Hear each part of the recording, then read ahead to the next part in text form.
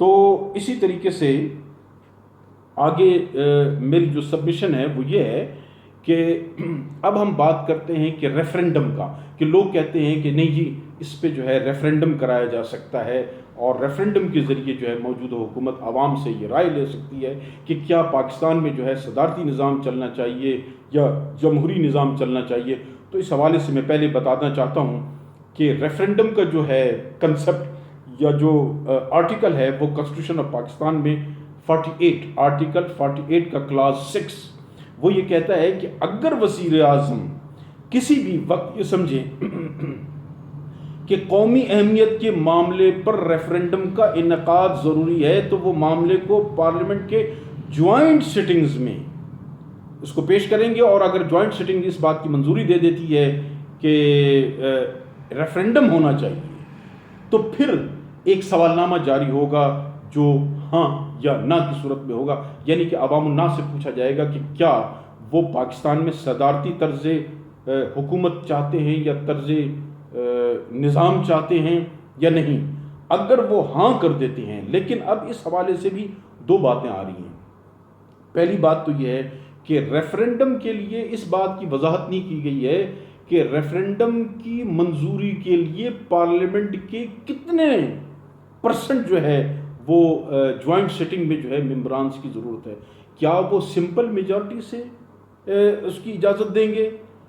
یا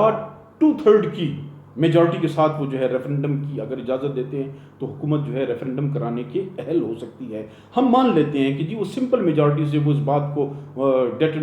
بات کا وہ اپنا جو ہے منشا بیان کرتی ہے کہ نہیں جی پاکستان میں ٹھیک ہے ریفرنڈم ہونا چاہیے۔ اب اس کے بعد جب ریفرنڈم ہوگا تو اس میں بھی یہ نہیں بتایا گیا ہے کہ ریفرنڈم کا نتیجہ جو ہے وہ سمپل میجارٹی والا فارمولے کے تحت تسلیم کیا جائے گا یا وہ 2/3 والے میجارٹی کے ساتھ جو فیصلہ ہوگا وہ جو ہے وہ اپلیکیبل ہوگا۔ بہرحال ہم مان لیتے ہیں کہ جی سمپل میجارٹی کا جو ہے نا فارمولا وہ لاگو ہوگا اور لوگ جو ہے صدارتی نظام کے حق میں جو ہے نا فیصلہ دے دیتے ہیں۔ اس کے بعد کیا ہوگا کہ یہ پاکستان میں جو ہے پھر آئین میں ترمیم کے لیے یہ بل پیش ہوگا، اور آئین میں ترمیم کا جو لا ہے جو آرٹیکل ہے وہ ہے 239 اور یہ کہتا ہے کہ آئین میں کسی قسم کی بھی تبدیلی کے لیے 2/3 میجارٹی کی ضرورت ہے۔ 2/3 ممبران کی میجارٹی کے ساتھ جو ہے وہ اس میں تبدیلی لائی جائے گی۔ لیکن اس میں پھر وہی بات آ جاتی ہے کہ سپریم کورٹ آف پاکستان میں اگر 2/3 کی میجارٹی کے ساتھ آپ جو بیسک جو سٹرکچر ہے کانسٹیٹیوشن آف پاکستان کا جس کو سپریم کورٹ آف پاکستان نے بارہا ہولڈ فرمایا ہے، تو اگر اس کے برعکس کوئی تبدیلی آتی ہے اس سٹرکچر کو جو ہے نا وہ بریک اپ کیا جاتا ہے، جس کے نتیجے میں کانسٹیٹیوشن آف پاکستان کا جو ہے نا حلیہ بگڑ جاتا ہے اور اس کو بریک ہوتا ہے، اس میں کریک آ جاتا ہے، تو سپریم کورٹ آف پاکستان اپنے جوڈیشل ریویو کی پاور کے ذریعے جو ہے اس کو تبدیل کر سکتی ہے اور اس کو اسٹرائک ڈاؤن بھی کر سکتی ہے، یا جو وہ بہتر سمجھے سپریم کورٹ آف پاکستان۔ اب سوال یہ پیدا ہوتا ہے کہ ان تمام معروضات کی موجودگی میں کون سا طریقہ بہتر ہے؟ میری گزارش یہ ہے کہ اگر صدارتی نظام لانا ہی ہے تو اس کے لیے طریقہ یہ ہے کہ جس طریقے سے سینٹ کی نمائندگی ہوتی ہے، جس طرح سے سینٹ کے نمائندوں کا چناؤ ہوتا ہے کہ تمام صوبوں کو جو ہے نا وہ برابر کی جو ہے اس میں نمائندگی حاصل ہوتی ہے، اسی طریقے سے قومی اسمبلی کے انتخابات میں بھی جو ہے وہ برابر نمائندگی کی بنیادوں پر چاروں صوبوں کی برابر نمائندگی اگر دی جائے تو میں سمجھتا ہوں کہ وہ کسی طریقے سے ایک سائد طریقہ ہوگا، اور اس کو پریزیڈنشل فارم آف گورنمنٹ کو جو ہے وہ ہمارے وطن کے لیے مملکت پاکستان کے لیے وہ کسی حد تک بہتر ثابت ہو سکتا ہے۔ مثلا کہ پنجاب کی 12 جو ہے ووٹ، یعنی کہ جو انڈیویجولز کی 12 ووٹ ہیں اس کو بلوچستان کے 1 ووٹ کے برابر کنسیڈر کیا جائے، سندھ کے 8 ووٹوں کو بلوچستان کے 1 ووٹ کے برابر کنسیڈر کیا جائے، KPK کے 3 ووٹوں کو بلوچستان کے 1 ووٹ کے برابر تصور کیا جائے اور تسلیم کیا جائے، سمجھا جائے۔ یہ میں نے صرف ایک مثال دی ہے، یعنی کہ اس مثال سے واضح یہ کرنا ہے کہ تمام صوبوں میں جو ووٹ کا جو تناسب ہے وہ برابر ہونا چاہیے. اس میں جو ہے کسی صوبے کو اس بات کا جو ہے وہ قلق نہ ہو کہ جی اس کو محروم کر دیا گیا اور اس کے پاس اکثریت نہیں ہے. تو یہ جو ہے میرے نقطہ نظر سے صدارتی جو طرز حکومت میں یہ بہت بڑی رکاوٹ آتی ہے. یہ جو صوبوں کو جو ہے اپنی محرومیت کا احساس ہوتا ہے اور اس کے لیے مملکت کو جو ہے مختلف قسم کے خطرات اور چیلنجز کا جو ہے نا وہ سامنا کرنا پڑتا ہے. اس کے لیے ایک اور میری جو ہے وہ سبمیشن ہے، گزارش ہے کہ اگر آپ نے صدارتی نظام ہی نافذ کرنا ہے تو پھر ہمیں جو ہے نا چاروں صوبوں کو جو ہے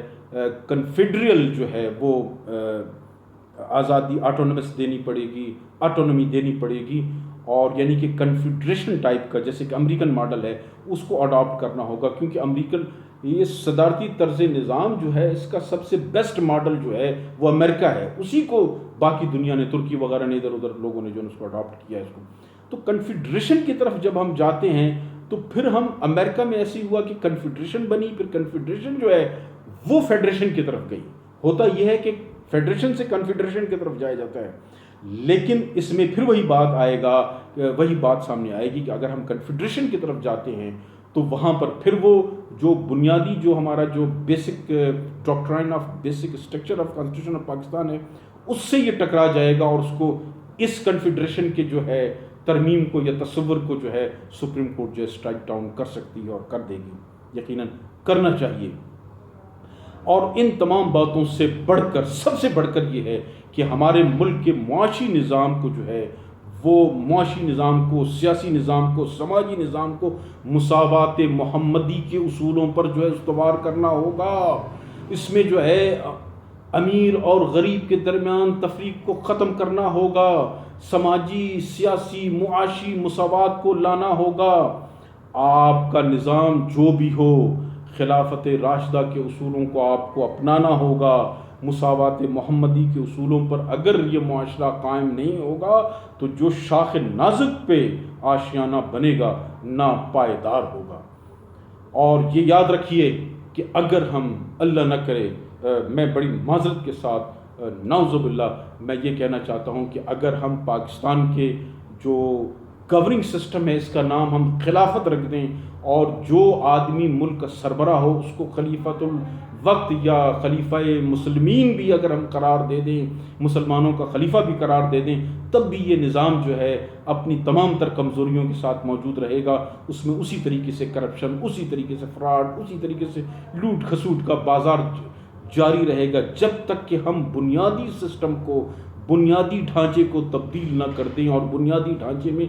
بیسک جو چیز ہے وہ اس کا جو ہے نا معاشی نظام ہے، اس کا انصاف کا نظام ہے، اس کا عدل کا نظام ہے، اس کے سماج کا نظام ہے. یہ تمام نظاموں کو ہمیں جو ہے وہ سیٹ کرنا ہوگا، ٹھیک کرنا ہوگا.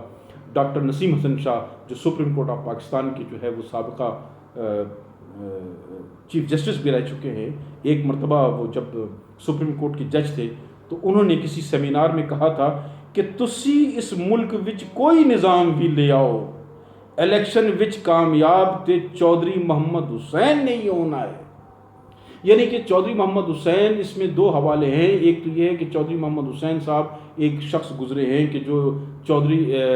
ٹیکسٹائل ملز کے غالباً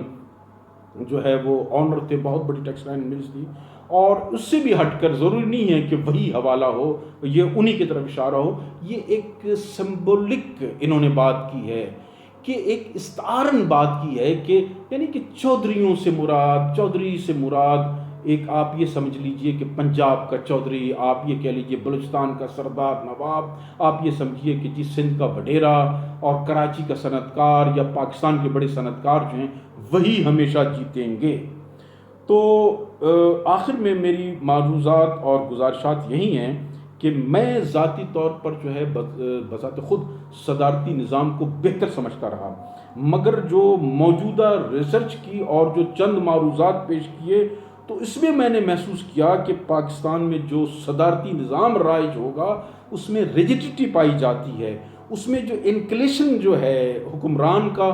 وہ آمریت کی طرف ہے، اور آمریت جو ہے وہ موجودہ سسٹم کے اندر جو پاکستان کے 4 اکائیاں ہیں ان کے لیے جو ہے ایک بہت بڑے مسائل کا یہ سبب بنے گی. جبکہ اس کے نسبت پارلیمانی نظام میں جو ہے فلیکسیبلٹی پائی جاتی ہے اور صدارتی نظام جو ہے وہ میں سمجھتا ہوں کہ پاکستان کے معروضی حالات کے